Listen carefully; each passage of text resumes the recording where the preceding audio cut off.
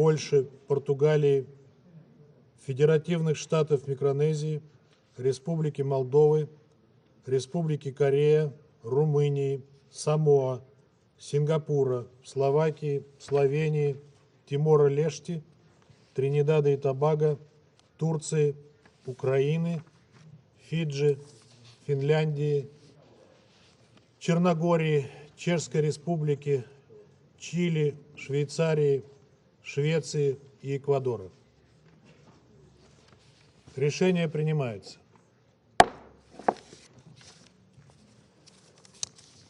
Сейчас Совет Безопасности приступит к рассмотрению пункта 2 повестки дня.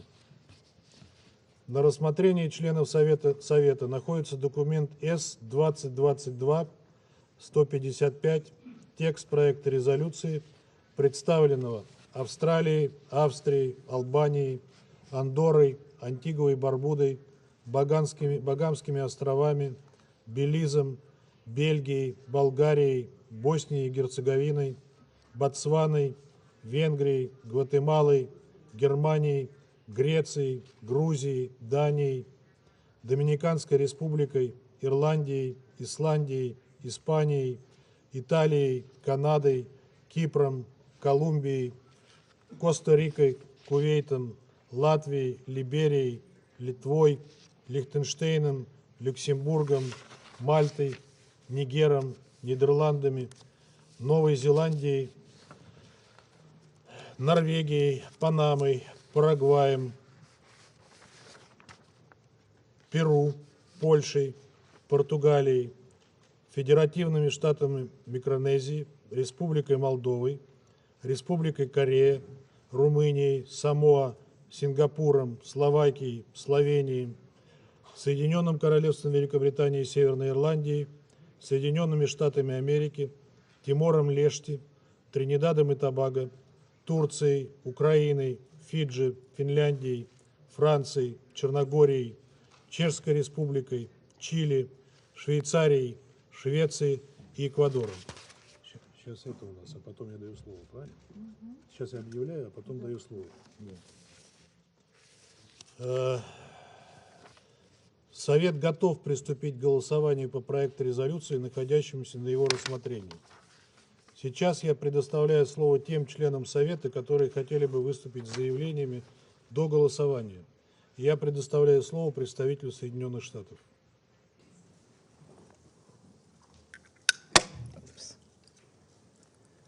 Colleagues, we are here today because of Russia's unprovoked, unjustified, unconscionable war on Ukraine. Let us never forget that this is a war of choice, Russia's choice. Russia chose to invade its neighbor. Russia chose to inflict untold suffering on the Ukrainian people and on its own citizens. Russia chose to violate Ukraine's sovereignty, to violate international law, to violate the UN Charter. Now, all across Ukraine, people are fleeing for their lives. Residents of Kyiv and Kharkiv have left their homes with only the belongings they could stuff in their backpacks to make shelter in subway stations, which have now become bomb shelters. We've seen reports of attacks on kindergartens and orphanages. Babies, newborn babies in an intensive care unit have been evacuated into makeshift bomb shelters too.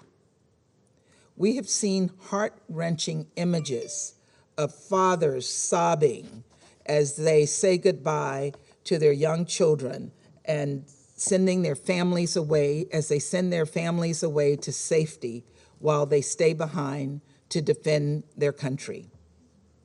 In Kyiv today, thousands of people crushed into a local train station with mothers passing their children over the crowd, begging for people to help to get their babies onto trains and to safety. According to the UN High Commissioner for Refugees, more than 50,000 people have fled Ukraine in less than 48 hours. We've also seen everyday Russians bravely speak out and demonstrate in cities across Russia against President Putin's decision to plunge them into a war with their neighbor. They do not want to sacrifice Russian lives for Putin's ambition. This body, charged with maintaining international peace and security, was created to prevent exactly this kind of aggression from ever happening again. Russia's latest attack on our most fundamental principles is so bold, so brazen, that it threatens our international system as we know it. We have a solemn obligation to not look away.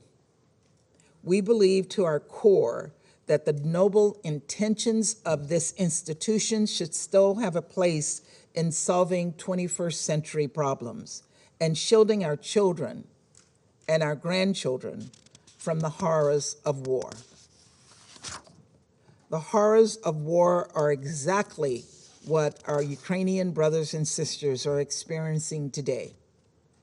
The people of Ukraine will soon need food and water and shelter and medical aid.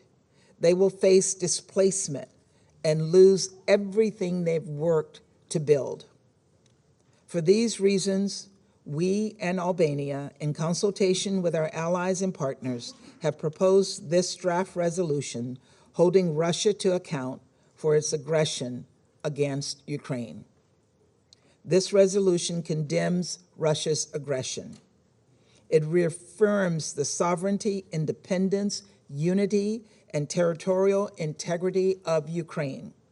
And it demands the Russian Federation to immediately, completely, and unconditionally withdraw its forces.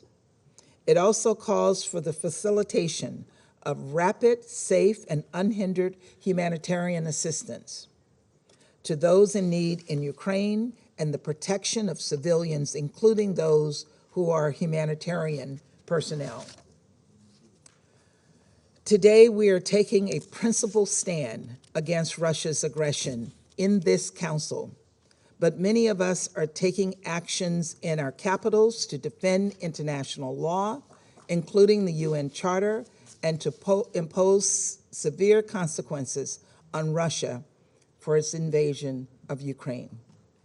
In coordination with our allies and partners, we are imposing severe and immediate economic costs on Russia. These measures include sweeping financial sanctions that will have an immediate impact on its economy and export controls that will cut off Russia's access to vital technological inputs, atrophy its industrial base, and undercut Russia's strategic ambitions to exert influence on the world stage. In addition, as was just announced, President Biden will be sanctioning President Putin himself, along with Foreign Minister Lavrov and members of Russia's national security team. These actions are meant to complement the important work we're doing in the Security Council and the resolution we have put forward today. History will judge us for our actions or lack thereof. And so long as we have a Security Council, I believe we ought to strive to ensure it lives up to the highest purposes to prevent conflict and avert unnecessary war. Russia has already subverted that mission, but at a minimum, at the very minimum, the rest of us have an obligation to object and to stand up for the UN Charter. To those who say all parties are culpable, I say that is a clear cop-out. One country is invading another. Russia is the aggressor here. There is no middle ground. Any doubters, I say, look at the kindergarten that was bombed this morning. Take a hard look. To those who say there is a special history between Russia and Ukraine that somehow excuses the war, I say we should all think carefully who that label might apply to next. And as I said on Monday night, President Putin asserted that Russia has a rightful claim to all territories from the Russian Empire. And just a few hours ago, Russia threatened Finland and Sweden with military and political repercussions. Responsible member states do not invade their neighbors. They do not commit violence against their neighbors just because they have the ability to do so. That is the entire purpose of our international system. That is fundamentally the point of the Security Council and the United Nations. So, colleagues, this is a simple vote today. Let me put it plainly. Vote yes if you believe in upholding the UN Charter. Vote yes if you support Ukraine's or any state's right to sovereignty and territorial integrity. Vote yes if you believe Russia should be held to account for its actions. Vote no or abstain if you do not uphold the Charter and align yourselves with the aggressive and unprovoked actions of Russia. Just as Russia had a choice, so do you. Thank you. Спасибо. Сейчас я предоставляю слово представителю Албании.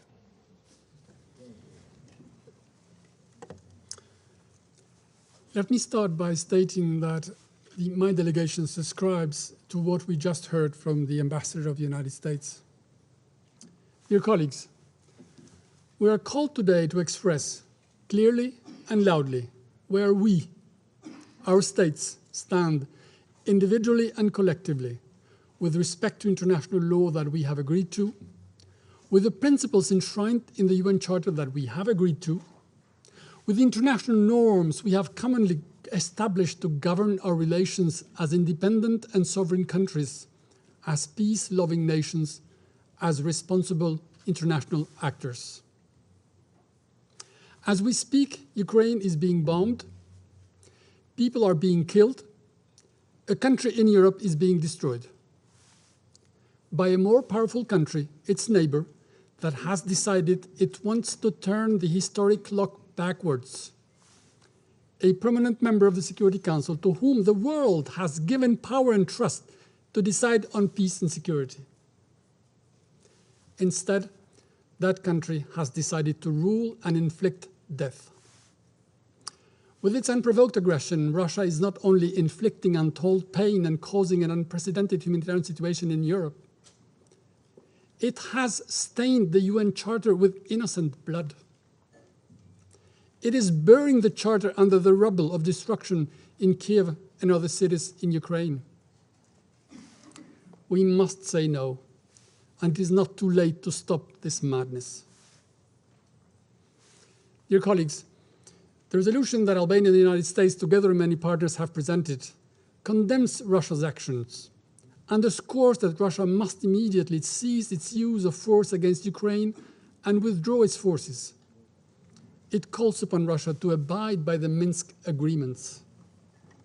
It also calls for facilitation of humanitarian assistance to those in need in Ukraine, and their number is growing by the hour, and urges continuous efforts to respond to the humanitarian and refugee crisis that Russia's aggression has created. The resolution echoes the call of the Secretary General addressed publicly to President Putin that in the name of humanity, bring your troops back to Russia. It echoes numerous similar calls at the highest level around the globe to stop war. This is the minimum we can do. We owe it to Ukraine, a member of the United Nations, to its people, to the world. Dear colleagues, this is a defining moment for the Council, and not only.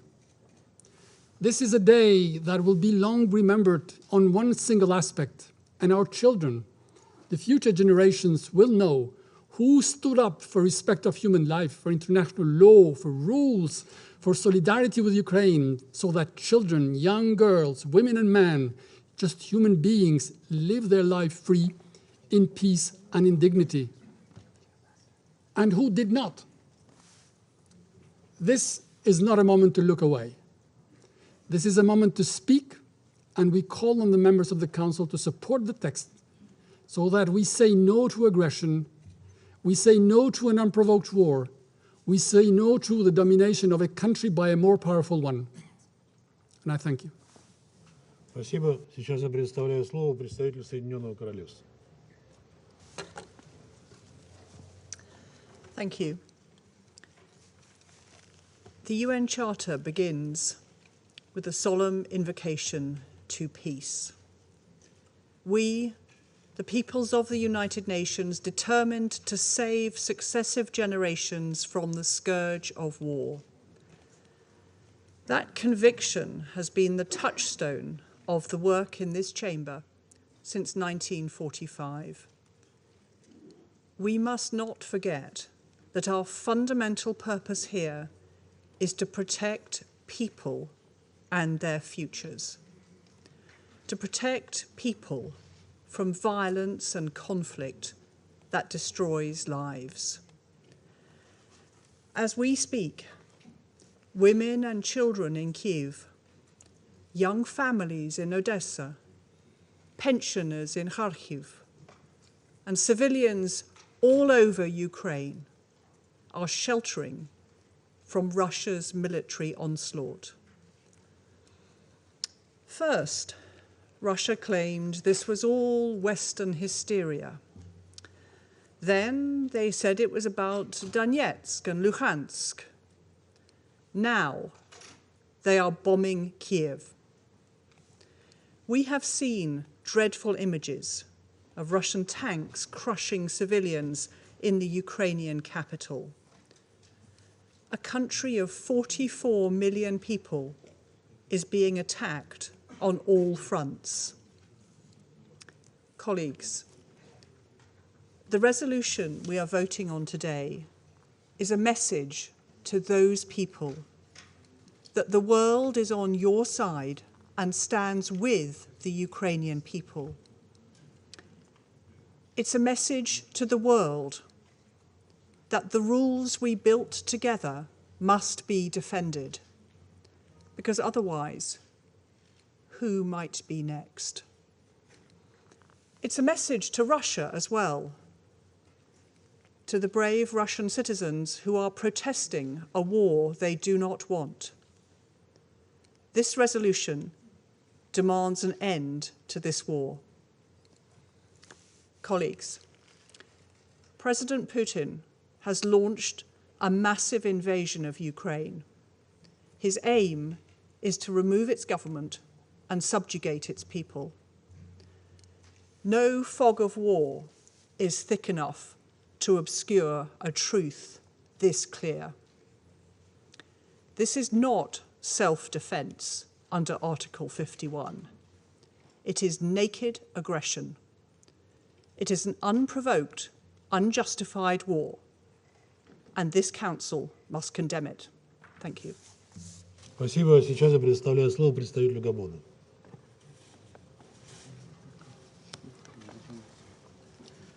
Merci, Monsieur le Président. Monsieur le Président, ce Conseil se trouve aujourd'hui face à ses responsabilités, dans sa capacité de réaffirmer les principes fondamentaux qui sous-tendent son existence. Les Nations Unies ont été créées au sortir d'une guerre sanglante, dans l'objectif principal de prévenir et d'empêcher toute autre belligérance meurtrière. Aujourd'hui, alors que plusieurs nations et peuples du monde peinent encore à exorciser les stigmates des guerres lointaines, pendant que l'humanité cherche des réponses concrètes contre les vulnérabilités et fragilités multiples qui le menacent, nous n'avons pas besoin ni de guerre, ni de nouvelles peurs. La guerre est la négation des aspirations des peuples du monde. La guerre sème la mort et la destruction. Ces dévastations et traumatismes sont terribles et souvent irréparables. La guerre n'a jamais de réel vainqueur, mais ravive l'atrocité des douleurs en rendant chronique le cycle infernal des rancœurs. Chers collègues, parce que mon pays est attaché à la paix et aux principes qui fondent la Charte des Nations Unies, parce que mon pays milite pour un ordre international plus juste, fondé sur les règles, il va condamner aujourd'hui la guerre contre un membre des États des Nations Unies. Mon pays joindra sa voix à toutes celles qui, aujourd'hui, condamneront la guerre, avec l'espoir que notre élan de réaffirmation des principes de la Charte des Nations Unies ne sera plus jamais à géométrie variable et que les principes sur lesquels se fonde notre position aujourd'hui seront toujours défendus avec la même force et la même vigueur partout où ils auront à être bafoués. Chers collègues, la communauté internationale se doit de saisir ce momentum pour une autocritique sans concession et s'interdire partout dans le monde toute guerre de choix, toute guerre d'influence, toute guerre d'hégémonie, toute guerre de prédation de ressources, toute guerre injuste et déshumanisante. La scène internationale ne doit pas refléter l'image d'une jungle dans laquelle les nations sont soit chasseurs, soit chassés.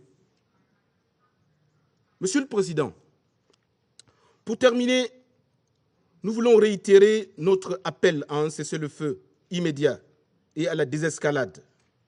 Nous demandons aux belligérants de ne pas entraver l'accès de l'aide humanitaire aux populations qui en ont besoin. Nous appelons l'ensemble des parties à renouer le fil du dialogue et à privilégier le règlement pacifique de leurs différends. Quant à nous, chers collègues, membres du Conseil de sécurité, les responsabilités que nous avons à prendre aujourd'hui et chaque fois doivent se traduire par la défense, la réaffirmation et le renouvellement de nos engagements souscrits il y a 77 ans, ceux de préserver les générations présentes et futures du fléau de la guerre. Je vous remercie, Monsieur le Président. Спасибо. Сейчас я предоставляю слово представителю Мексики.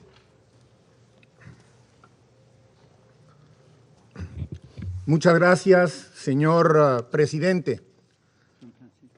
México votará en favor del proyecto de resolución presentado por Albania y los Estados Unidos por las razones que expondré a continuación.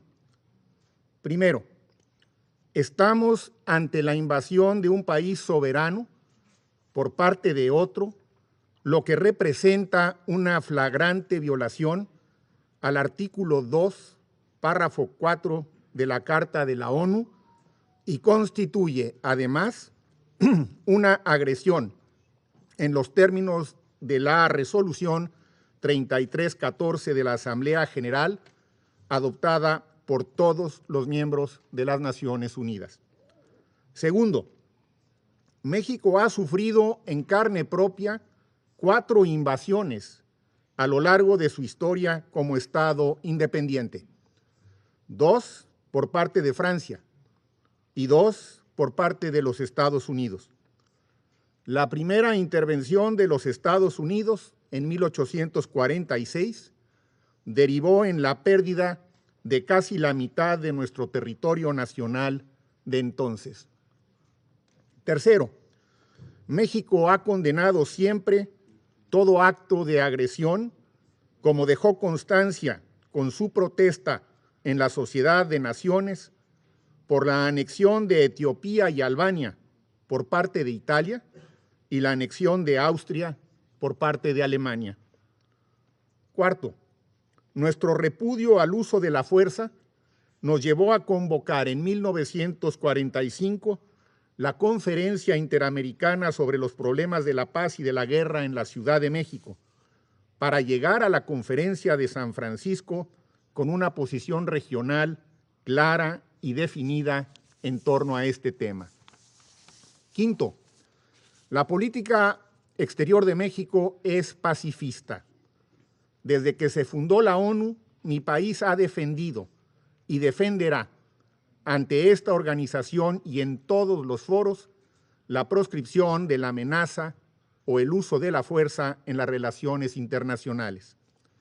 Sexto, en 1988 inscribimos en nuestra Constitución los principios de la Carta de las Naciones Unidas como principios normativos de nuestra política exterior.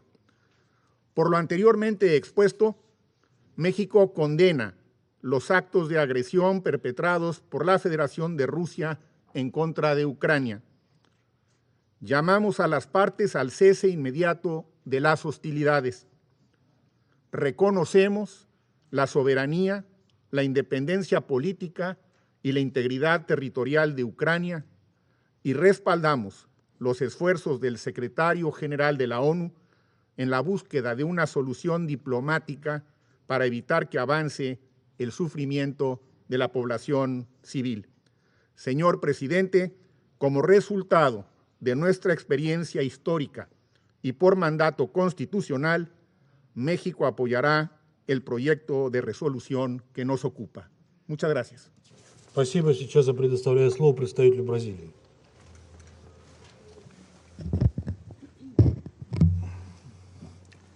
Thank you, Mr. President. Mr. President, we live in unprecedented circumstances of threat to the international order and a violation of the UN Charter. We are gravely concerned with the Russian military operations against targets in sovereign Ukrainian territory.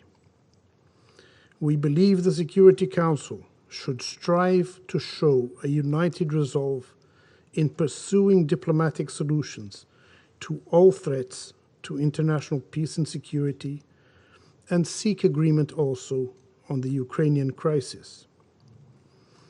As we hear reports of increasing civilian casualties, fear and devastation in Ukraine, a scenario that any war inevitably generates, our main objective now is to immediately stop ongoing hostilities. How should we do that? First, the Security Council must swiftly react to the use of force against the territorial integrity of a member state. A line has been crossed, and this Council cannot remain silent. Secondly, and no less important, we need to create the conditions for dialogue among all involved parties.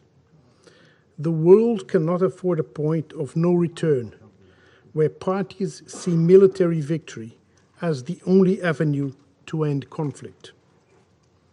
During the negotiations of the text, Brazil attempted to seek this balance, to maintain the space for dialogue while still signaling that the use of force against the territorial integrity of a member state is not acceptable in the world today. We are also deeply concerned with Russia's decision to engage troops in military operations on the ground and with the loss of lives and danger to the civilian population that may ensue. We continue to hold a firm conviction that threats and force will not lead this crisis to a lasting settlement. Military action will inflict damage, undermine the faith in international law, and put the lives of millions of people into jeopardy. The mission of the Security Council is not over. If our efforts have so far failed to prevent a war, it is our duty to persevere and seek the immediate suspension of hostilities. We should strive to find ways to restore peace to Ukraine and the whole region. We renew our appeal for the full cessation of hostilities, for the withdrawal of troops, and for the immediate resumption of diplomatic dialogue. there is no alternative to negotiation to solve the present crisis. The security concerns voiced by the Russian Federation in the past few years, particularly regarding the strategic balance in Europe, do not give Russia the right to threaten the territorial integrity and sovereignty of another state.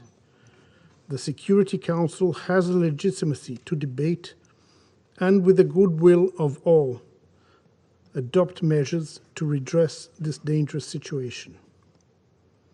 The collective security system of the United Nations rests ultimately on the pillar of international law.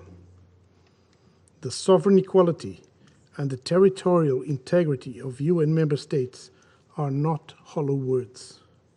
It is our duty to give concrete meaning to the high aspirations of the drafters of the UN Charter. That is our most valuable legacy. To rid ourselves from the scourge of war was the very reason for the establishment of the United Nations. In the end, peace and international order must prevail. We shall not rest until this mission is accomplished. I thank you, Mr. President. Спасибо. Сейчас я поставлю данный проект резолюции на голосование. Прошу голосующих за проект резолюции, содержащийся в документе С-2022-155, поднять руку.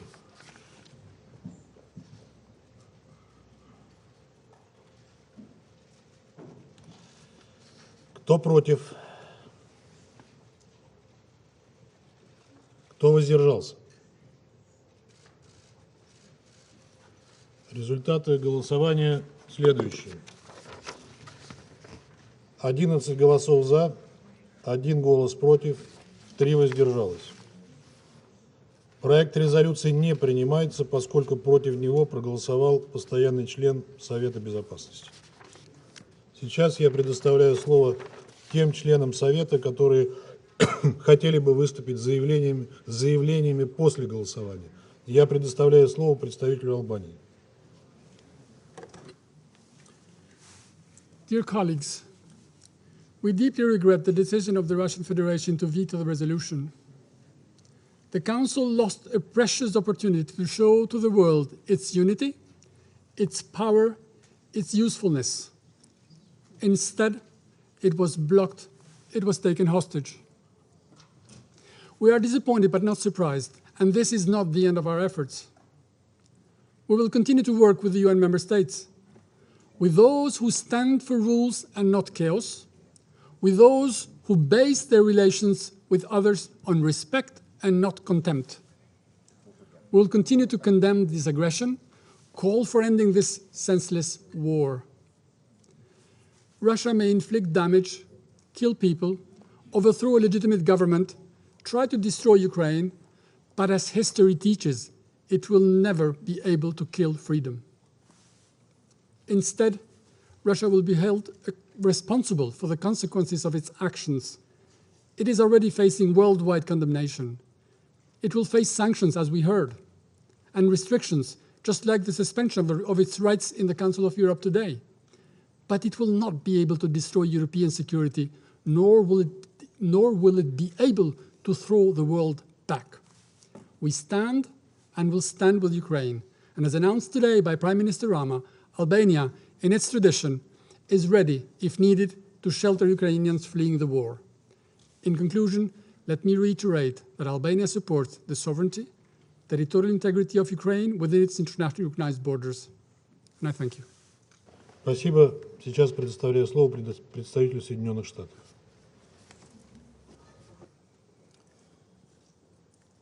Colleagues, not surprisingly, Russia exercised its veto power today in an effort to protect Russia's premeditated, unprovoked, unjustified, and unconscionable war in Ukraine. But let me make one thing clear. Russia, you cannot veto this resolution. You can veto this resolution, but you cannot veto our voices. You cannot veto the truth. You cannot veto our principles. You cannot veto the Ukrainian people. You cannot veto the UN Charter. And you will not veto accountability. Responsible members of this Security Council have stood together today in the face of Russia's aggression, and we will continue to stand with Ukraine, supporting it in every way we can. We are united behind Ukraine and its people. Despite a reckless, irresponsible permanent member of the Security Council abusing its power to attack its neighbor and subvert the UN and our international system.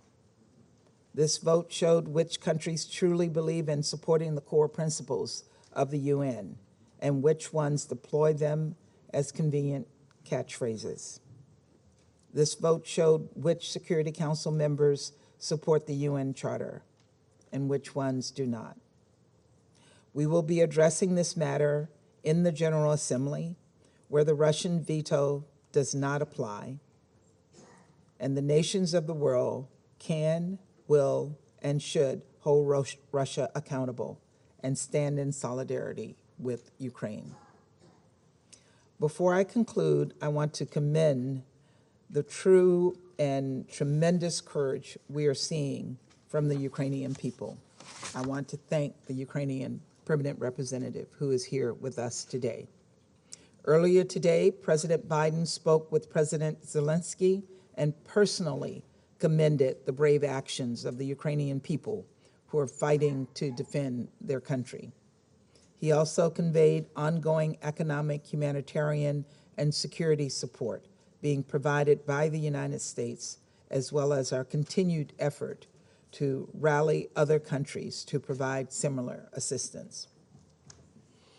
It's hard to imagine what it must feel like to see tanks rolling into your city, to see bombs dropped on your streets, to see soldiers storm your parks and your gardens.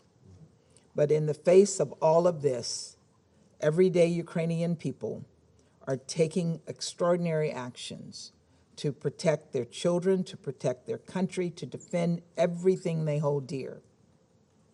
I also want to commend the courage of the thousands of people in Russia who are protesting Putin's war, despite grave risks to their personal safety. They will keep chanting, "No war." They will keep asking how many Russian lives Putin wants to sacrifice for his cynical ambitions.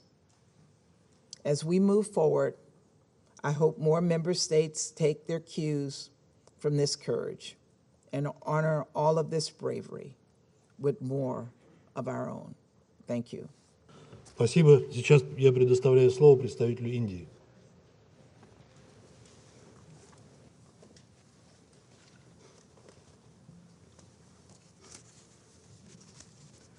Mr. President, India is deeply disturbed by the recent turn of developments in Ukraine. We urge that all efforts are made for the immediate cessation of violence and hostilities. No solution can ever be arrived at the cost of human lives. We are also deeply concerned about the welfare and security of the Indian community, including a large number of Indian students in Ukraine. The contemporary global order has been built on the UN Charter, international law, and respect for the sovereignty and territorial integrity of states. All member states need to honor these principles in finding a constructive way forward. Dialogue is the only answer to settling differences and disputes, however daunting that may appear at this moment. It is a matter of regret that the path of diplomacy was given up. We must return to it. For all these reasons, India has chosen to abstain on this resolution. I thank you. Спасибо. Сейчас я предоставляю слово представителю Соединенного Королевства.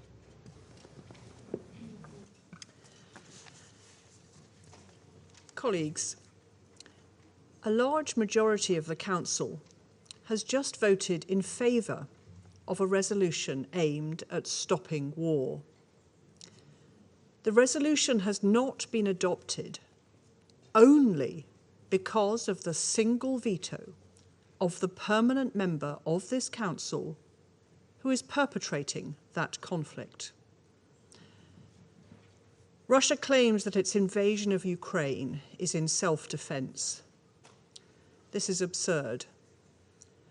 Russia's only act of self-defense is the vote they have cast against this resolution today.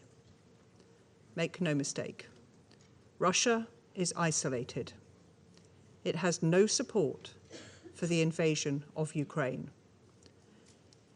History will record how we voted today and which countries stood up to be counted in defence of the Charter and the sovereignty and territorial integrity of Ukraine. The United Kingdom stands steadfast in support of the Ukrainian people and will hold Russia accountable for its aggression. Thank you. Спасибо. Я предоставляю слово представителю Норвегии.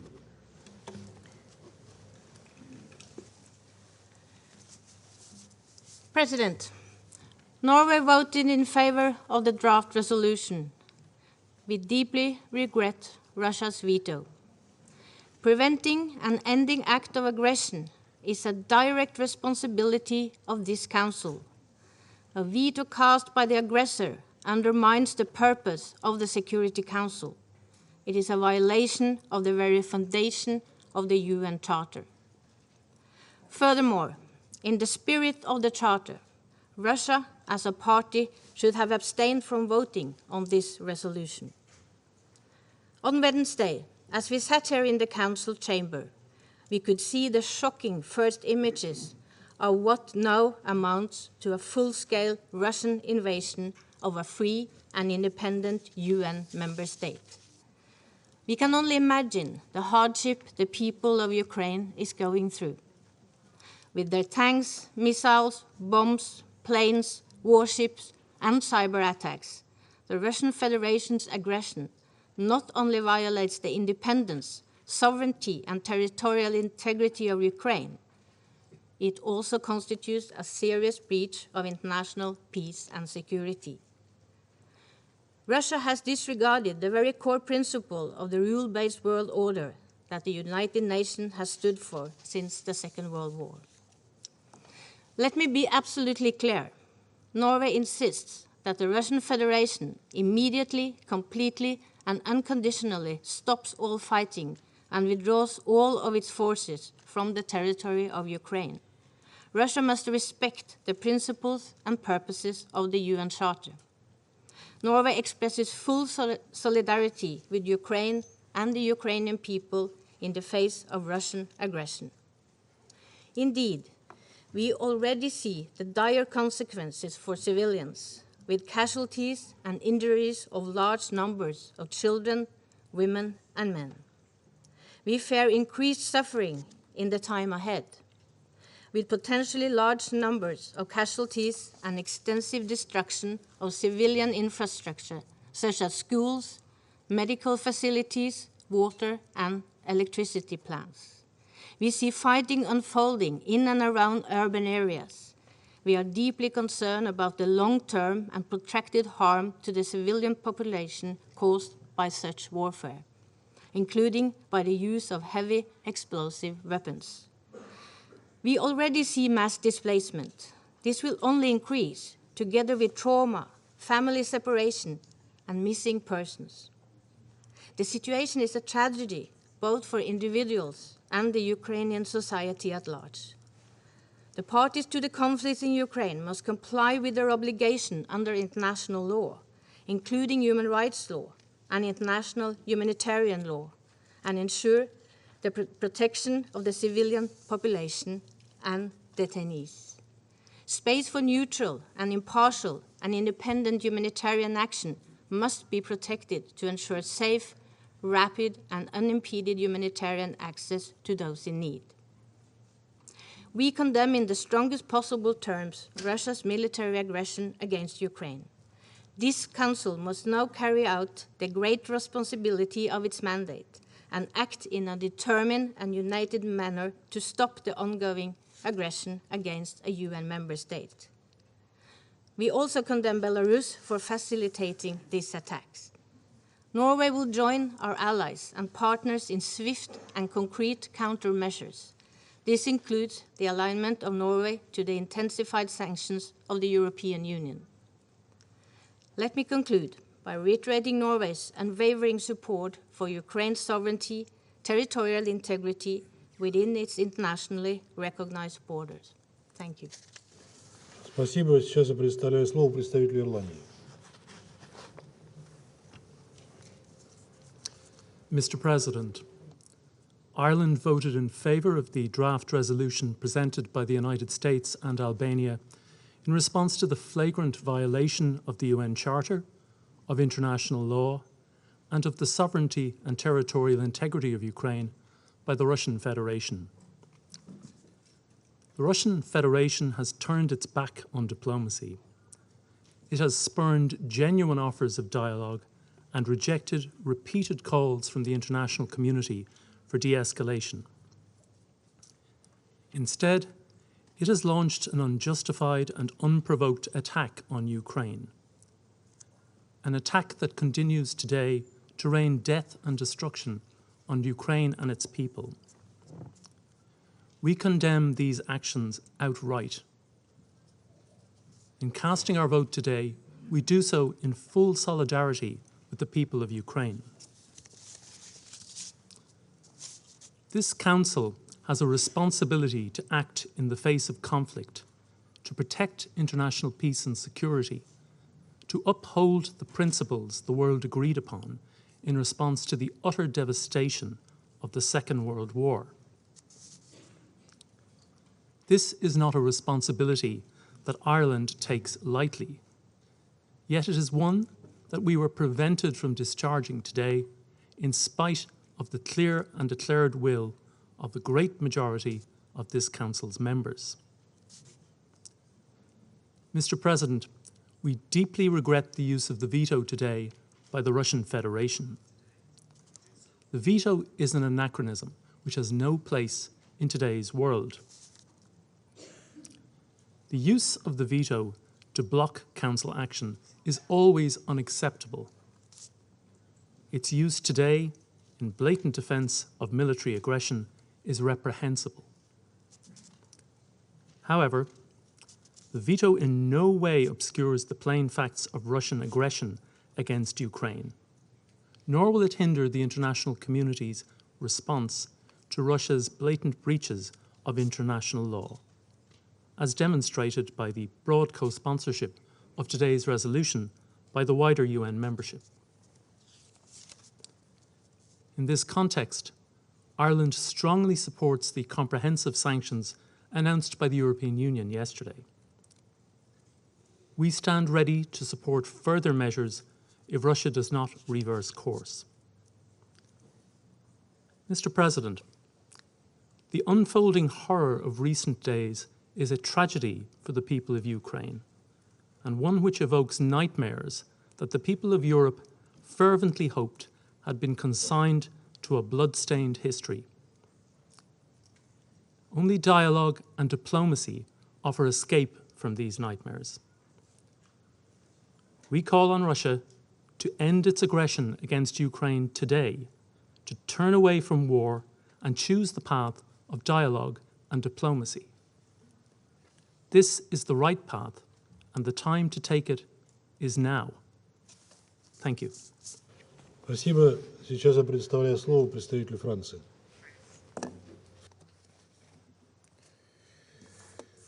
Monsieur le Président, à cet instant, les missiles russes tuent des civils, bombardent des villes, détruisent des infrastructures essentielles dans le seul but de vassaliser l'Ukraine. Ce sont les rêves de reconquête de l'Empire russe qui sont à l'œuvre ici. L'Ukraine est la victime d'une agression préméditée par le président de la Fédération de Russie. Rien ne pourra jamais la justifier. Aucun membre de ce Conseil ne la soutient. Le résultat du vote de ce jour est clair. La Russie est seule. La France salue la mobilisation de tous les membres de ce Conseil qui, en votant en faveur de cette résolution, ont exprimé leur attachement au droit international et leur soutien à l'Ukraine. Elle condamne le veto opposé par la Russie aux efforts visant à restaurer la paix et l'ordre international. La Russie foule aux pieds les responsabilités que lui confère le statut de membre permanent du Conseil de sécurité.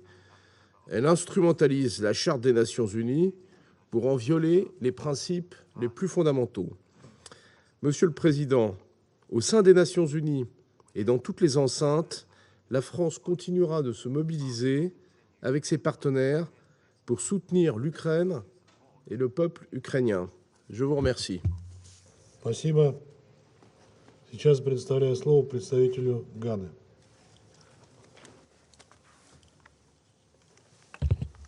Thank you, Mr. President.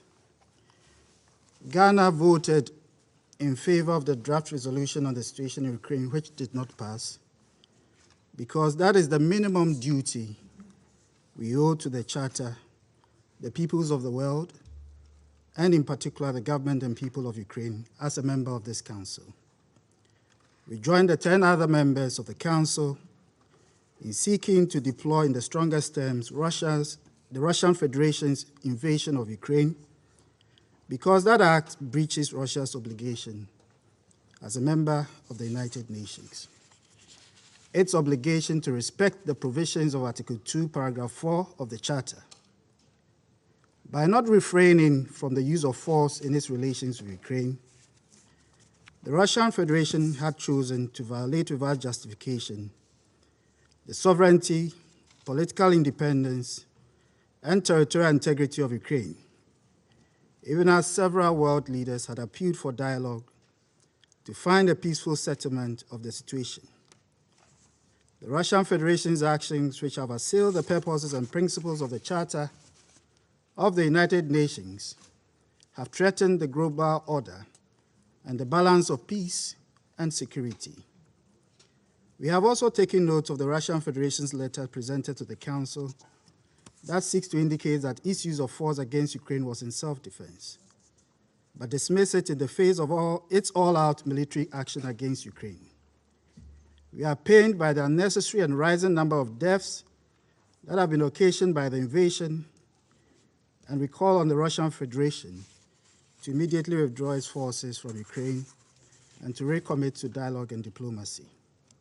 Besides our own assessment that Ukraine presented no imminent threat to the Russian Federation, the letter is also interpreted within the context of Russia's own public declarations over the course of the past days, which have shown to the world that rather than a security merit, this has been about the use of force against its weakened neighbor because it could. At the beginning of its military buildup on the borders of Ukraine, we were told that what was being observed was a normal military exercise. When concerns over the massive buildup were made, the Russian Federation informed the world that its troops were on its side of the borders and had no intention of crossing the frontiers of Ukraine. At the point, we were also informed that troops were being considered to be sent to the Donbas region of Ukraine in the context of peacekeeping. Today, the whole world knows better, as we met in an emergency session on Wednesday night to afford yet another opportunity for peace. The trust and good faith crucial for diplomatic engagement was broken in a cruel and dismissive manner. The battle against Kiev may yet be won, but the goodwill of the world has been lost. The use of force as a basis for secure international agreement has no place in our modern international order, and the world cannot accept this.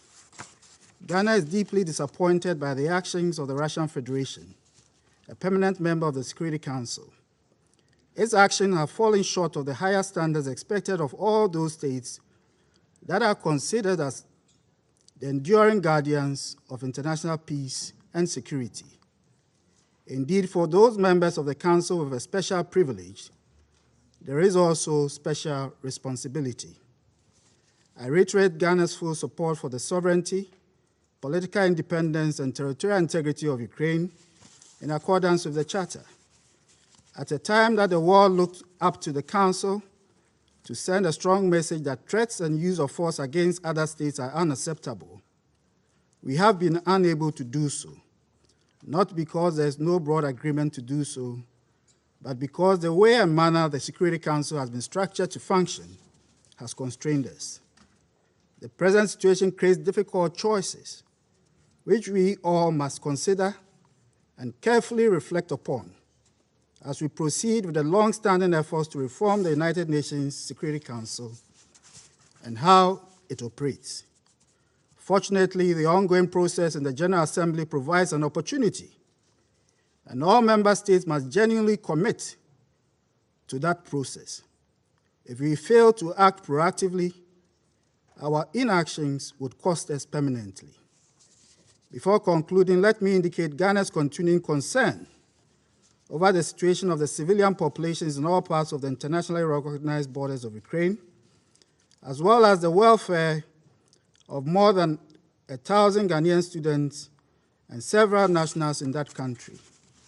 We recall that in accordance with international humanitarian law, there are consequences for unlawful actions against civilian populations. Also, as the Secretary General rightly said in his press engagement on Wednesday night, the invasion of Ukraine by Russia would come at great cost to most of our countries. Already, oil prices have gone beyond $100. Inflation in most of our countries have begun to rise. Investment decisions are being pulled back. The already difficult situation of economic stagnation triggered by the COVID-19 pandemic is beginning to worsen. The consequences of these adverse developments is that the fragility of most of our countries will deepen and further risk created for global stability.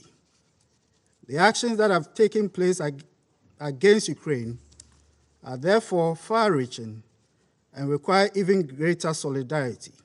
First, with the people of Ukraine who bear the direct and immediate impact of this unjustified action that violates the Charter and the principles of international law, but also for the many, especially developing countries, whose populations are facing severe austerity. May we find the wisdom and common purpose to overcome the difficult moment we face. Ours is the call for peace. Let's give peace still yet a chance. I thank you. Спасибо. Сейчас я предоставляю слово представителю Бразилии. Mr. President, Brazil regrets that the Security Council was unable to react to a breach of international peace and security that is still happening as we speak. During the negotiations, Brazil favored a text that could maintain space for dialogue among all the parties, while sending a decisive message for respect to international law and to the basic principles that for more than 75 years have saved us from a war of wide proportions. We thank the proponents for their flexibility in several aspects of the draft during the negotiations. Mr. President, the framing of the use of force against Ukraine as an act of aggression in the draft, a precedent that has seldom been used in this Council, signals to the world the gravity of the situation, but could also downplay other times when force was used against the territorial integrity of member states with no equivalent reaction from the Council. Indeed, we could have ended up with a text that is more conducive to reconciliation. Brazil has fought for that. However, under the current circumstances, not even a different text would have been enough to allow the Council to fulfill its responsibility to maintain international peace and security today. No country, elected or non-elected, with or without veto power, should be able to use force against the territorial integrity of another state with no Council reaction. The Council's paralysis, when world peace is at stake, could lead to its irrelevance when we need it most. It is our collective responsibility not to allow this to happen. I thank you. Спасибо. Сейчас я предоставляю слово представителю Объединенных Арабских Эмиратов. Thank you, Mr. President. The serious developments in Ukraine, we all agree, undermine regional and international peace and security. And throughout this crisis, my country has consistently called for de-escalation and dialogue. We placed great hope in the various diplomatic initiatives and channels aimed at resolving the crisis. And those calls reflected our alarm at the consequences of this crisis for civilians present in Ukraine, as well as for the region and for the international community. And we emphasize the importance of ensuring that humanitarian assistance reaches those in need and call on all parties to respect international humanitarian law, prioritize the protection of civilians, and allow for the unhindered delivery of humanitarian assistance. We further believe that every member state of the United Nations has the right to security, sovereignty, independence, and territorial integrity. Being from the Middle East, we are intimately aware of the critical importance of a stable regional security environment and of de-escalation, diplomacy, and dialogue as the basis for that security. Similarly, we understand from experience and share the need for inclusive and consultative processes. We support the draft resolution's emphasis on the need to adhere to the principles of international law and to the Charter of the United Nations. And that must be the basis of the resumption of dialogue and the pathway forward now that that resolution has not been adopted. The UAE restates its commitment to the territorial integrity, sovereignty, and independence of all member states of the United Nations. We urge for immediate de-escalation and cessation of hostilities, and we once more underscore our readiness to work with members of this Council towards that goal. The results of this vote were a foregone conclusion, but the avenues for dialogue and diplomacy must remain open more urgently than ever before, and we must pursue them together. This is the clear sentiment that this Council is united on. Thank you. Спасибо. Сейчас я предоставляю слово представителю Кении. Mr. President, Kenya has voted in favor of the draft resolution to affirm Article 2 of the United Nations Charter that all members shall refrain in their international relations from the threat or use of force against the territorial integrity or political independence of any state. We voted yes to register our opposition to the breaching of the territorial integrity of Ukraine by the Russian Federation. We voted with hearts that are heavy with sympathy for the people of Ukraine. We offer our condolences to all the Ukrainian families that have suffered the devastating loss of loved ones to this unnecessary war. Our affirmative vote today transcends the tragedy unfolding in Ukraine.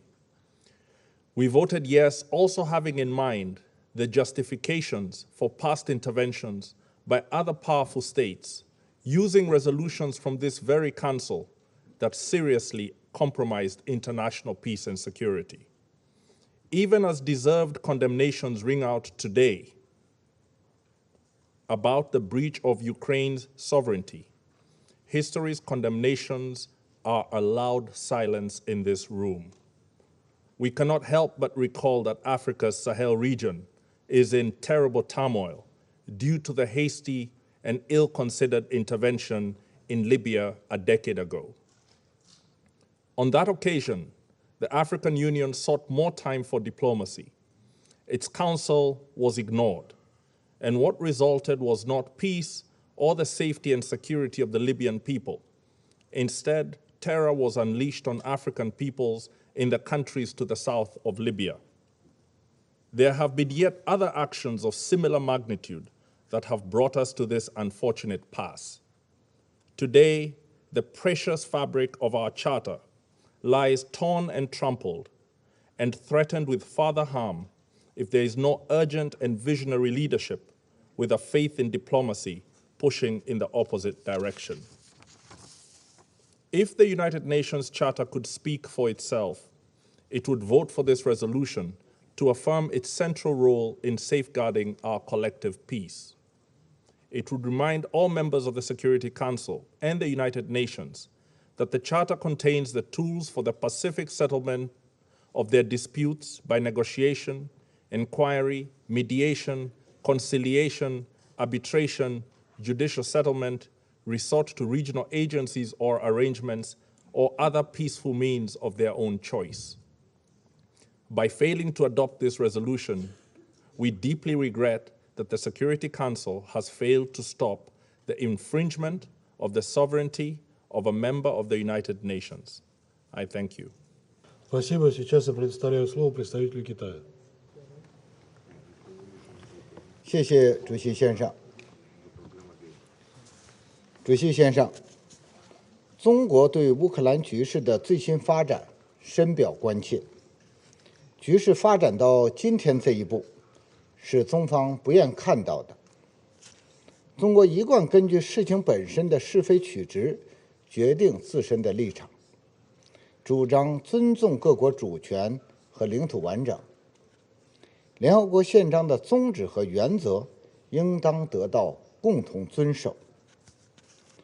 我们一直呼吁各方在平等和相互尊重的基础上，通过和平方式寻求解决彼此关切的合理方案，欢迎并鼓励一切致力于推动外交解决的努力，支持俄方同乌方通过谈判解决问题。安理会在过去一周举行了2次紧急会议，各方已经就当前局势充分阐明立场关切。面对当前十分复杂敏感的形势，安理会既要做出必要反应，也要十分慎重。任何行动都要真正有利于化解危机，而不是火上浇油。如果处置不当，一味施压制裁，只会导致更多的人员伤亡，更大的财产损失，更复杂混乱的局面，更难以弥合的分歧，彻底关上和平解决的大门，最终受害的还是广大无辜民众。这样的教训十分惨痛，必须深刻汲取。基于上述，中方对决议草案投了弃权票。我想强调，乌克兰问题不是今天才出现的，当前事态也不是一夜之间突然发生的，而是各种因素长期共同作用的结果。中方倡导共同、综合、合作、可持续的安全观。中方认为，一国的安全不能以损害他国安全为代价，地区安全更不能以强化甚至扩张军事集团来保障。各国的合理安全关切都应予以尊重。在北约连续5轮东扩的情况下，俄罗斯在安全方面的正当诉求理应得到重视和妥善解决。乌克兰应该成为沟通东西方的桥梁，而不应成为大国对抗的前沿。我们强烈呼吁有关各方保持最大限度的克制，缓和紧张局势，避免平民伤亡。乌克兰危机的最终解决，还是要摒弃冷战思维，重视和尊重各国合理安全关切，通过谈判形成均衡、有效、可持续的欧洲安全机制。我们呼吁各方尽快回到外交谈判和政治解决的轨道上来，展现诚意善意，做出政治决断，通过对话协商实现乌克兰问题的全面解决。我谢谢你，主席先生。Спасибо. Сейчас я сделаю заявление в качестве представителя Российской Федерации. Российская Федерация проголосовала против представленного нам сегодня антироссийского и антиукраинского проекта резолюции Совета Безопасности. Почему антироссийского, думаю, объяснять не надо. Достаточно хотя бы бегло на него взглянуть.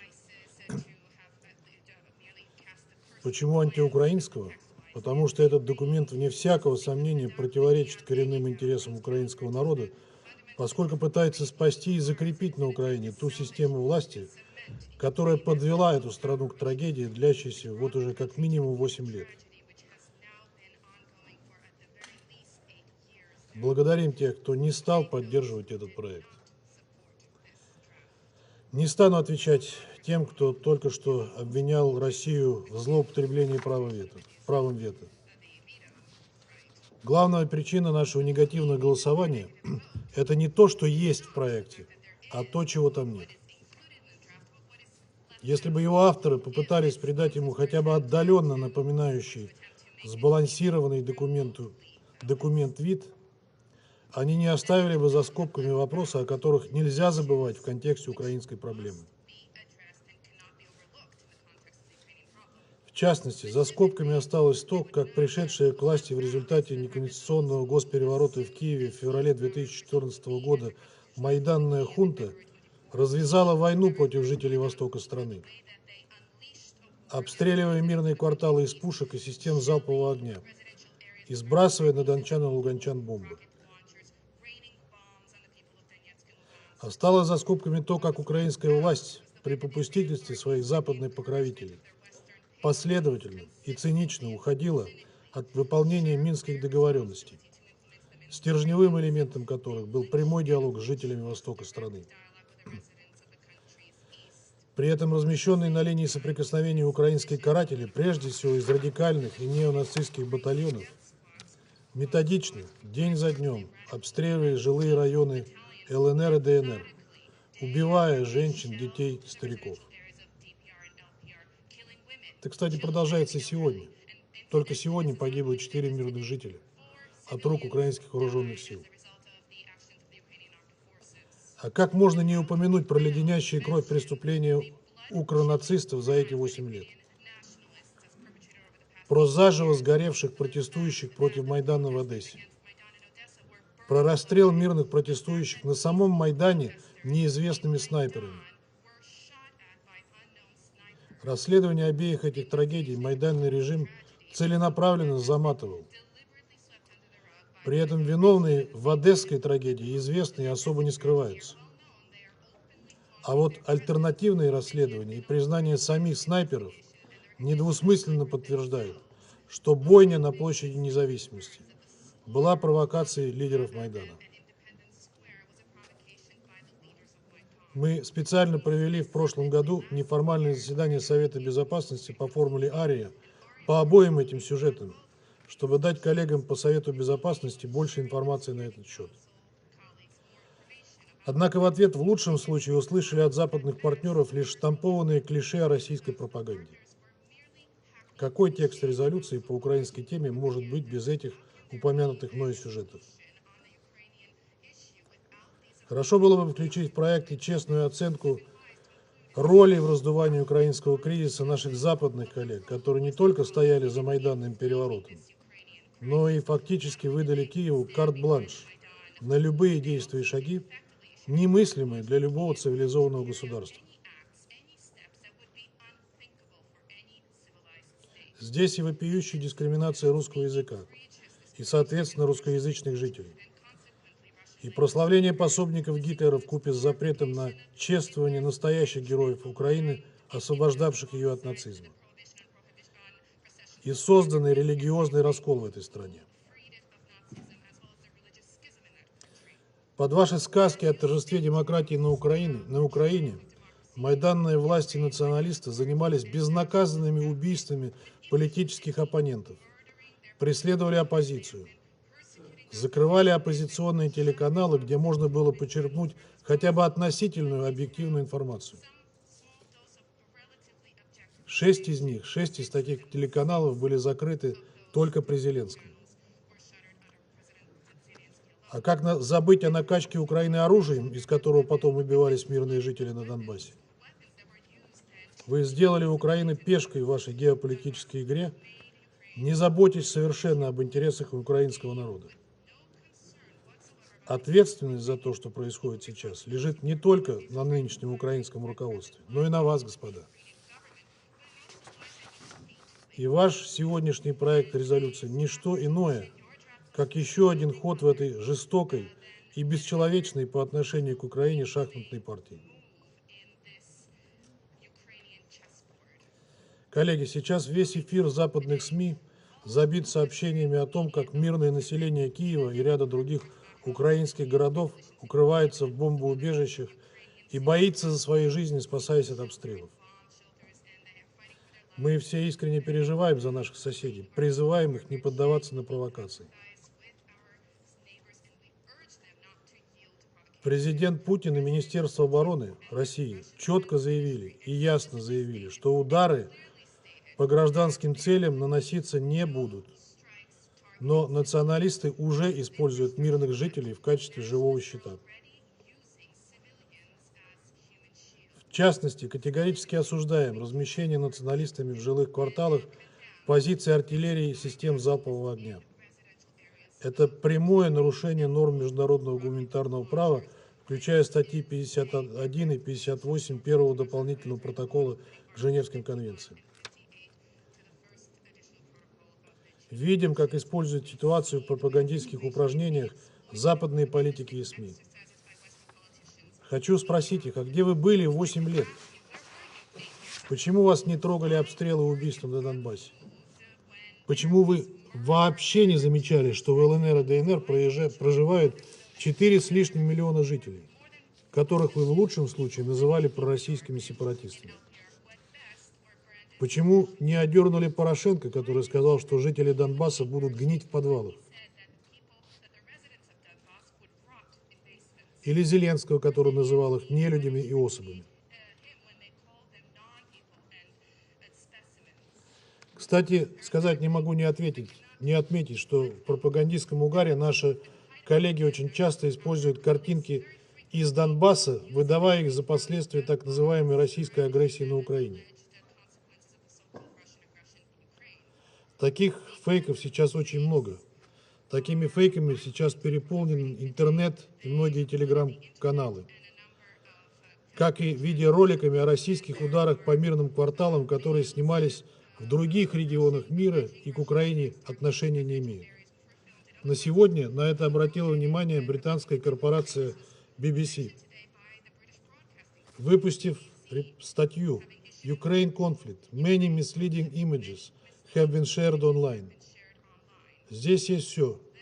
И фотографии с парадов, и фотографии американских самолетов, которые бомбили Ливию, и фотографии из Сирии, и даже взрыв в Бейруте, который выдается как то, что происходило на Украине. Я перешлю вам этот ролик, уважаемые члены, эту статью, уважаемые члены Совета Безопасности. Отдельно, конкретно хотел бы обратиться к своему французскому, британскому и американскому коллеге. Мой поспред Франции сказал, что на Украине сейчас происходит убийство гражданских лиц. Это неправда. Российские войска не бомбят украинские города. И мы сказали, что этим лицам ничего не угрожает.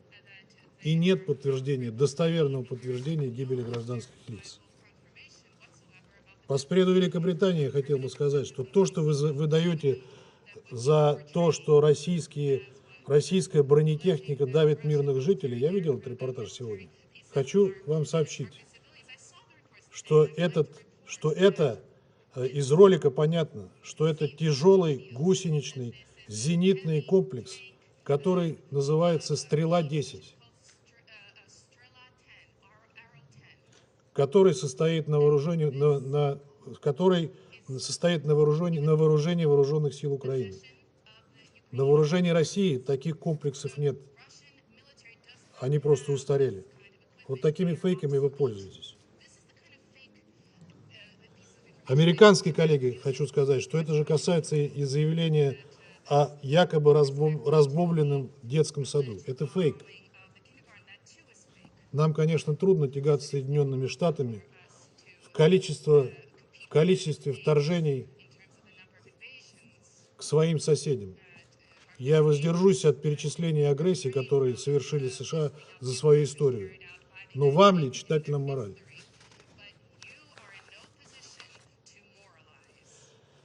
В заключение хочу подчеркнуть, мы не ведем войну с Украиной и украинским народом, а проводим специальную военную операцию против националистов и для защиты жителей Донбасса, денацификации и демилитаризации.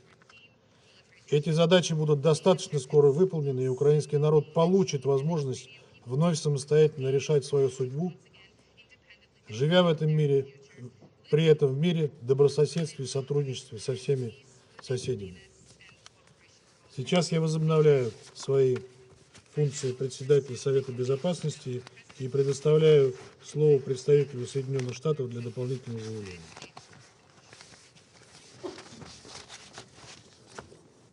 Colleagues, I asked to take the floor for a different reason, and so I'm not going to respond to the atrocious lies and propaganda and misinformation that you just heard from our Russian colleague. What I asked to take the floor for was to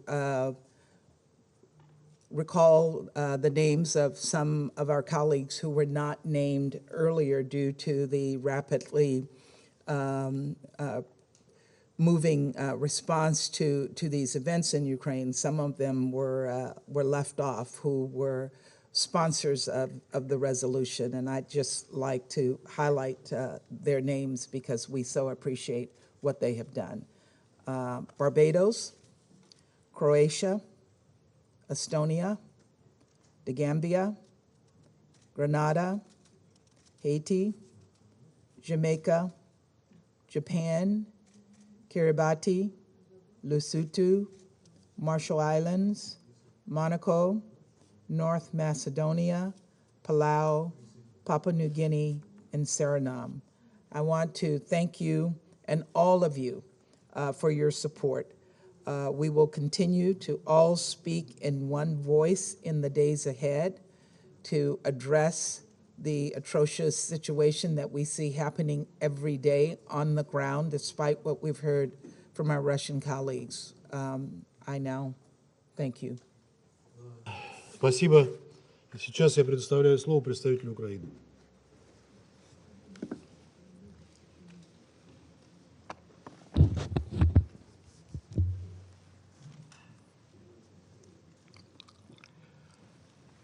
Distinguished members of the Security Council,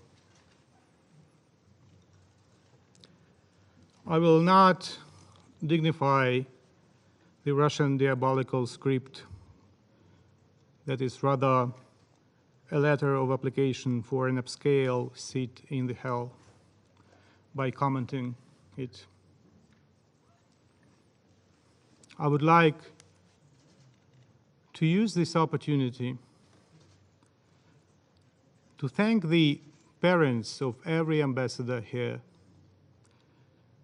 to thank the people of the democratic nations who put these ambassadors in their seats,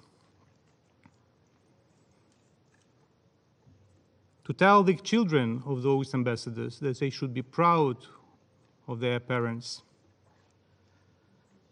that they have voted in favor of the resolution. I thank my good friend Nicolas from France, Rolando from Brazil, my good friend Hajar from Albania, Linda, Barbara, Mona, my good friend from Mexico, Martin from Kenya, Ireland,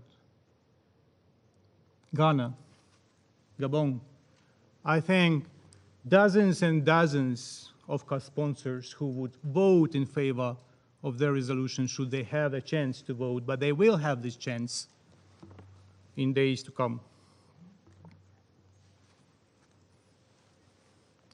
The draft recalls the obligation of all states under Article 2 of the UN Charter to refrain in their international relations from the threat or use of force against the territorial integrity or political independence of any state.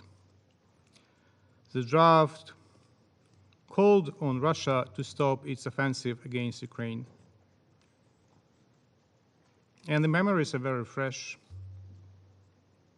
The Security Council was discussing the ways to prevent the war quite recently in this very chamber. And at the very same moment, deadly airstrikes were dropped on civilian heads across my country. And the Russian troops crossed the Ukrainian border from the territory of Russia. The territory of Belarus was used for missile attacks, and the troops were marching from the occupied parts of the Ukraine's Donbass and Crimea. Last night was the most horrific for Kiev since, just imagine, 1941, when it was attacked by Nazis. Last night was attacked by someone who pretends they are fighting with neo-Nazism. Therefore, I'm not surprised that Russia voted against. Russia is keen on continuing its Nazi-style course of action. The Kremlin regime should not be called Russian regime. The Kremlin regime should be called Russist regime. A couple of hours ago, my president said, and I quote, "Tonight, the enemy will use all the forces at their disposal to break our resistance, vile, cruel, and inhuman. Tonight, they will storm. We must all understand what awaits us. We have to persevere tonight. The fate of Ukraine is being decided right now," end of quote. We just heard something that the Russian ambassador wanted to present as assurances from himself and from his leadership that it's all provocation. And that he urged us not to yield to provocations. Do you remember how many times he said that, and his deputies said in this very room that there will be no invasion, no attacks? Do you remember how, during the previous session, he was walking out of the chamber, trying to call someone, not knowing what was going on? How we can trust you? How we can trust your assurance? You have no idea what is on the mind of your president. Your words have less value than a hole in the New York pretzel.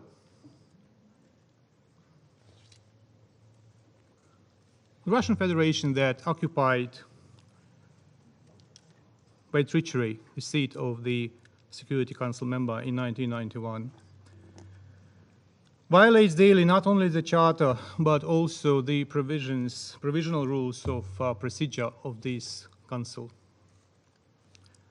Because if Russia did not violate the provisional rules, then Mr. Nebenzia had to follow Rule 20. Let me quote. I begin the quote.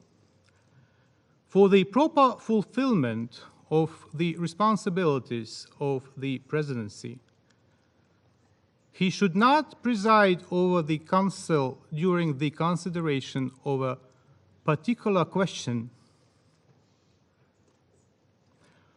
with which the member he represents, that's the Russian Federation, is directly connected. He, the rule reads, shall indicate his decision to the Council not to preside.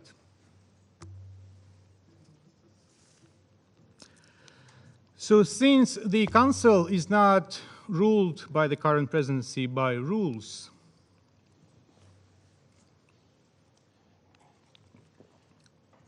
I will be probably also unruly. And I will ask all of you to dedicate a moment of complete silence to pray or to meditate if you do not believe in God, for peace, to pray for souls of those who has been already killed, for souls of those who may be killed. And I invite the Russian ambassador to pray for salvation. Please, ladies and gentlemen, let us spend a moment in a complete silence. Прошу прощения, прежде чем мы перейдем к минуте молчания, я хочу включить в этот список тех людей, которые погибли за все эти годы на Донбассе. Они тоже заслуживают того, чтобы помянуть их. Любая человеческая жизнь драгоценна. Не надо забывать о них тоже. I do not excuse your rattle, but let's, ladies and gentlemen, spend a moment in complete silence. Thank you.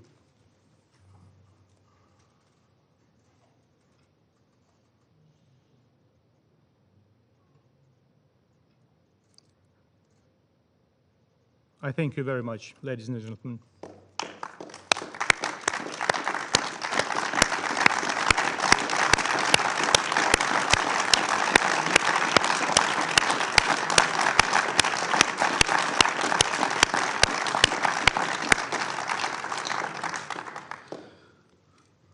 Let me continue with my statement.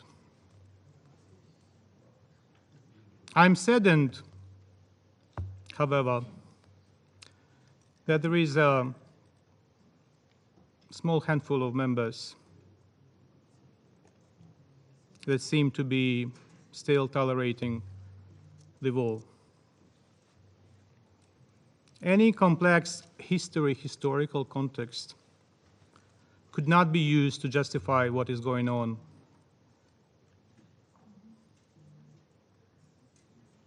And I may say to some, it is exactly the safety of your nationals right now in Ukraine that you should be the first to vote to stop the war, to save your nationals in Ukraine, and not to think about whether you should or should not vote because of the safety of your nationals. Nothing could justify missile shellings of kindergarten and an orphanage, hospitals that happened today. And in fact, you know, one of my relatives got a stroke a couple of days ago, and that person cannot be evacuated even to the shelter because the person is not movable. So the person is in the hospital in the city of Kyiv. These attacks are war crimes and violations of the Rome Statute, whether you party to it or not. We are collecting these and other facts and will immediately send them to The Hague. And responsibility is inevitable. Nothing could justify today's deliberate shelling by a Russian warship of a Moldovan-flagged chemical tanker with the Russian crew. imagine. Or a Panamanian flag cargo ship near Odessa port in the Black Sea. It is a flagrant violation of international law of the sea. Is it a time to discuss historical reflections against the backdrop of the alarming situation in the Chernobyl nuclear power plant, seized by the Russian armed groups?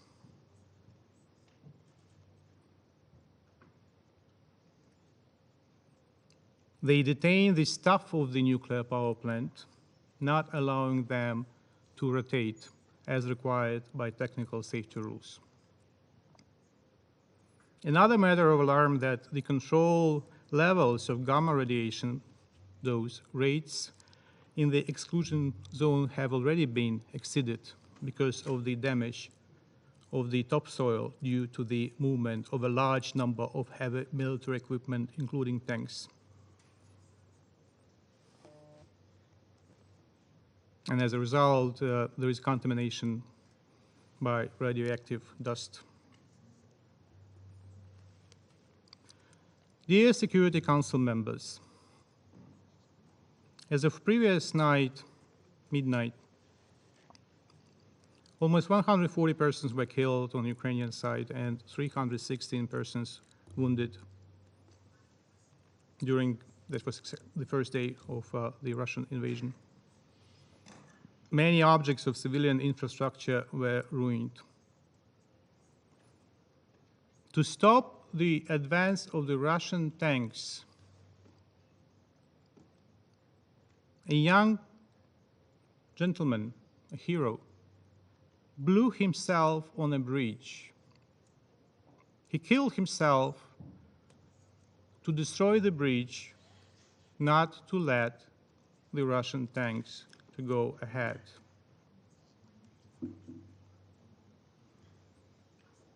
But the destruction takes place not only in cities.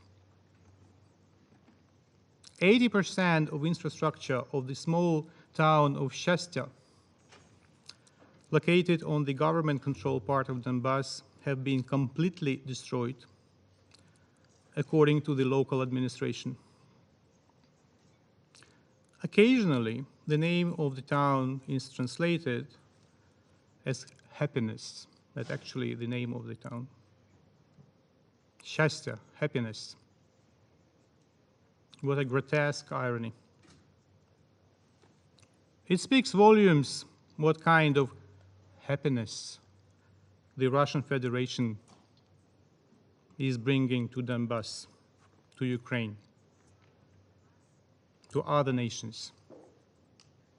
Sooner or later, if we continue to allow Russia to go ahead with its diabolical plan.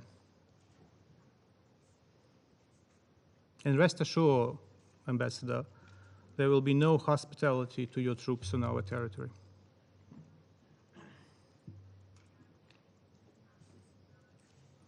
Ukraine has been executing its right for self-defense according to the Article 51. It's not the Russia that executes. Your perverse reading of the Charter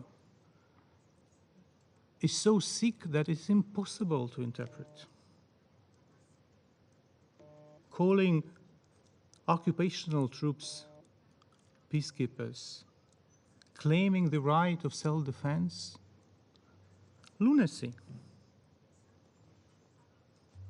The Russian troops are suffering heavy losses.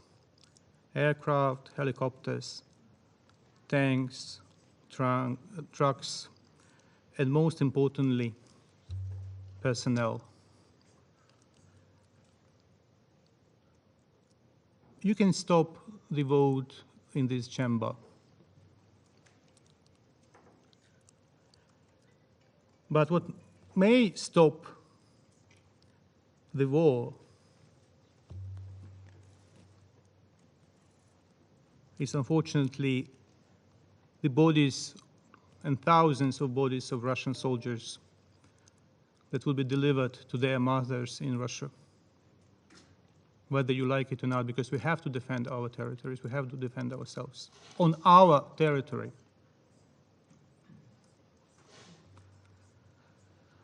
Thousands of Ukrainians have already joined the Ukrainian army or territorial defense forces. And the resolve and dedication of civilians joining the territorial defense forces is the best proof that we will not surrender, even if you succeed to temporarily occupy additional chunks of our territory.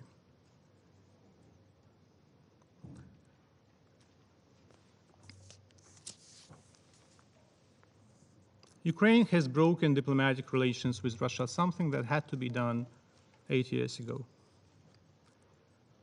We call on our partners to follow our example or to find other ways to sever relationships, diplomatic relationships with Russia. We call on international organizations to ban or suspend Russia's membership. The latter has happened today, in fact, as the Committee of Ministers of the Council of Europe, by overwhelming majority, I mean, it's almost like consensus, adopted the decision to suspend the Russian Federation from its rights of representation in the Committee of Ministers and in the Parliamentary Assembly of the Council of Europe. In the first place, you shouldn't have been invited to the Council of Europe. You were invited to the Council of Europe, this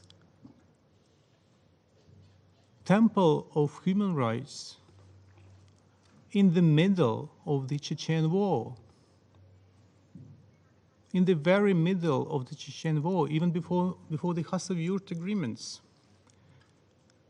For hypocritical political reasons, the Europeans then were of the opinion that it's better to invite you, and you were invited in the middle of the war, killing thousands and thousands of your own citizens in Chechnya.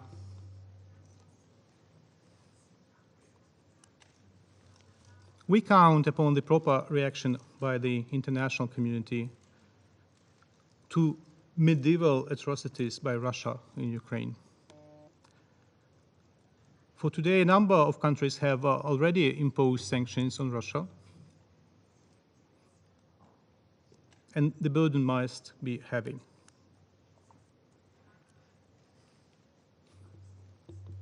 And if you say that sanctions is nothing, that I'm sure that the bodies of killed soldiers of Russia is not nothing, even if you are completely diabolical.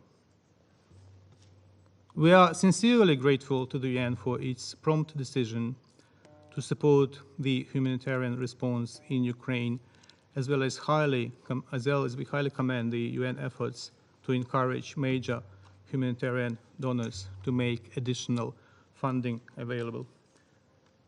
I thank the Secretary General for his statement to this effect. And I have a plea. Stop harassing the Secretary General. Stop attacking him. Show respect to the institution. Stop wiping your feet of the Secretary General, who is a very nice person and a dedicated supporter of the UN Charter. We remain open for negotiations, but don't put words in our mouths. Don't manipulate with our statements about negotiations. We are sick of your interpretations. Speak on your own behalf. Do not speak on our behalf. This was stated by the President of Ukraine, that we are open to negotiations on a permanent basis, and we have been saying that all along. It is you who killed Normandy 4. It is you who killed the Minsk agreements. All that gibberish about who said what and when in Normandy 4 by no means can justify the offensive. By no means can justify thousands and thousands of your troops on our territory. Your today's call of your president to the Ukrainian army to remove the government of Ukraine, are you crazy?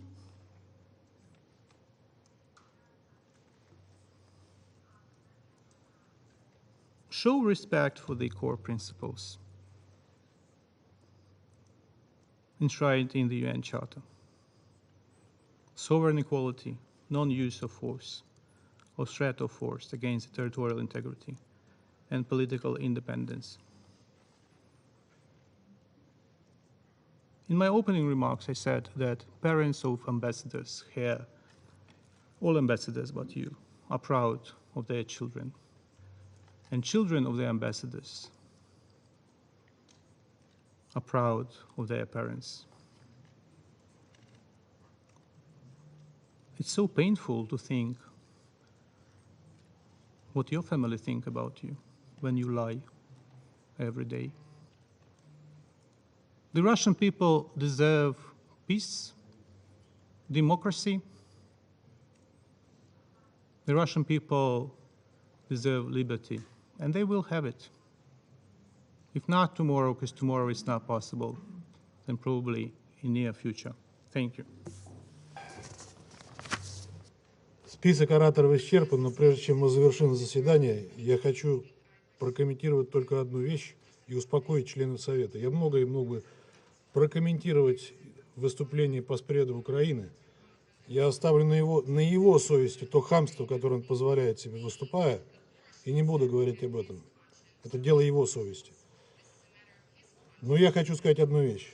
Вчера это сообщение Минобороны России. Вчера, 24 февраля, подразделениями воздушно-десантных войск России взята под полный контроль территория в районе Чернобыльской атомной электростанции. С военнослужащими отдельного батальона охраны атомной электростанции Украины достигнута договоренность о совместном обеспечении безопасности энергоблоков и саркофага Чернобыльской атомной электростанции. Мы не хотим, чтобы в Украине появилась грязная бомба. Представитель Минобороны отметил, что персонал станции продолжает обслуживать ее в штатном режиме и отслеживает радиоактивную обстановку. Радиоактивный фон в районе атомной электростанции в норме. А вот сообщение из Вены. Уровень радиации на Чернобыльской атомной электростанции низкий и угрозы для населения отсутствуют. Об этом заявил в пятницу генеральный директор Международного агентства по атомной энергии Рафаэль Гросси. Список ораторов исчерпан, заседание закрывается.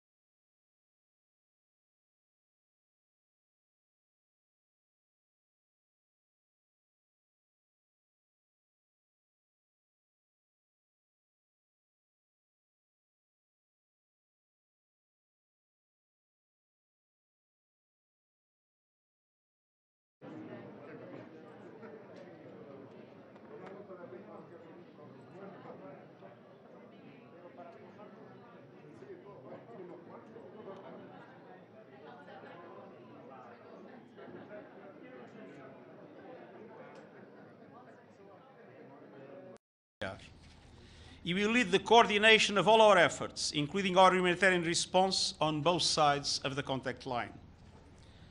All concerned in this conflict must respect international humanitarian law and guarantee the safety and freedom of movements of UN staff and other humanitarians.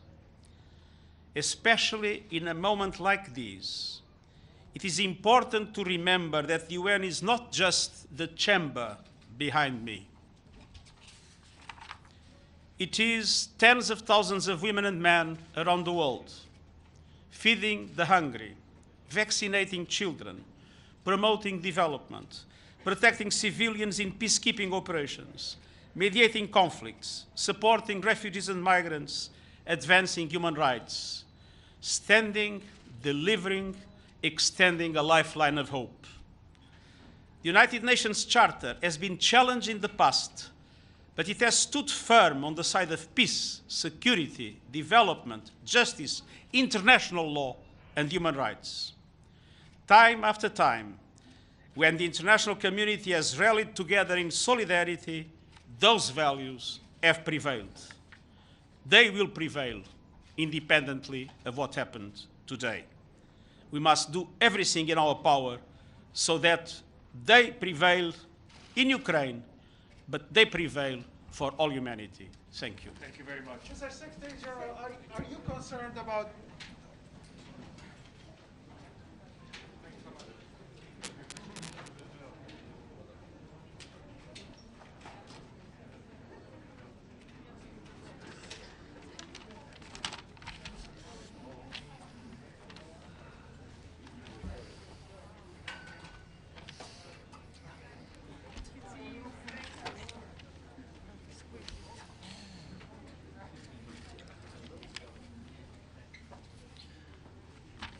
Good evening. We stand here in full solidarity with the people of Ukraine. And we stand here to condemn and reject the Russian military aggression against them. This is an invasion of a member of the United Nations. It is not just a matter for Ukraine, nor is it just a matter for Europe. It's an attack against the fundamental principles of this organization. As stated by the Secretary General, Russia's military offensive is a repudiation of the principles of the UN Charter. It must stop.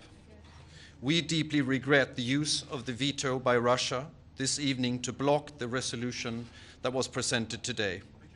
This has prevented the UN Security Council from fulfilling its role to maintain international peace and security, and it is another proof of Russia's isolation and blatant disrespect for the reaction of the world. The resolution was supported by all member states of the European Union and many partners from around the world. Together with Ukraine, we will now work for the General Assembly to demand an immediate withdrawal of Russian forces from Ukraine. The European Union has approved sanctions and other measures, including against the Russian leadership, that will have severe consequences for Russia, and we've done it together with our partners and allies. We deplore the tragic loss of life and human suffering caused by the Russian aggression, and the EU and its member states are deploying immense efforts to help the courageous people of Ukraine. Thank you very much. Thank you. Thank you all. Thank you.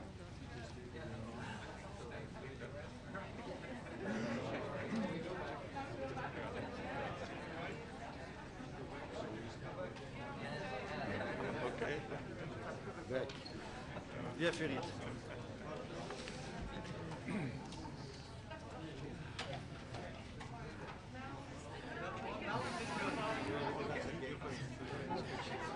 Good evening, and thank you for staying here this evening.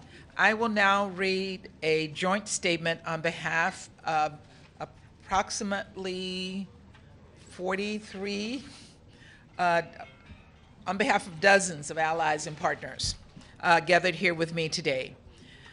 This afternoon, the Security Council voted on a resolution to hold Russia accountable for its aggression against Ukraine, to protect civilians, including children, and call for the facilitation of rapid, safe, and unhindered humanitarian assistance to those in need. The resolution was vital and it was straightforward.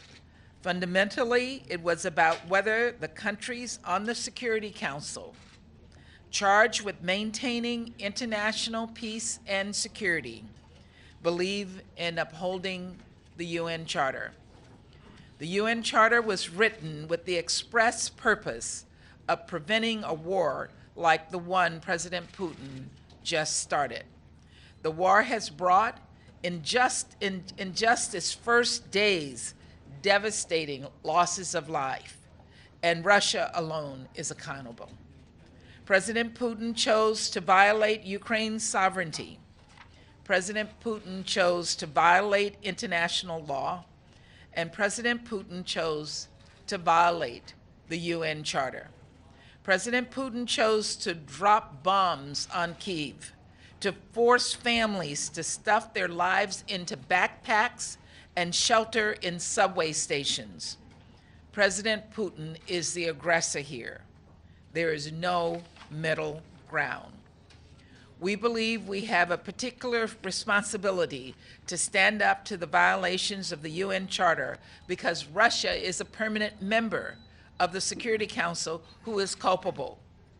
Those of us standing here today continue to believe in the Security Council's solemn duty and highest purpose to prevent conflict and avert the scourge of war.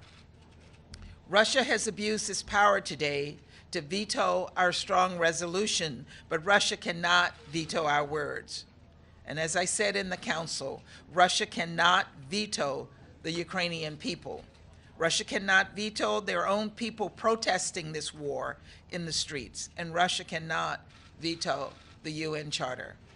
Russia cannot and will not veto accountability. We thank the member states who signed as co-sponsors of this resolution for standing with Ukraine and for the UN Charter today.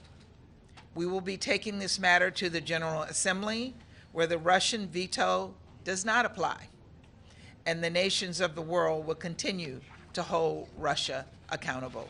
Thank you very much, and thank you to all of our colleagues. Thank you.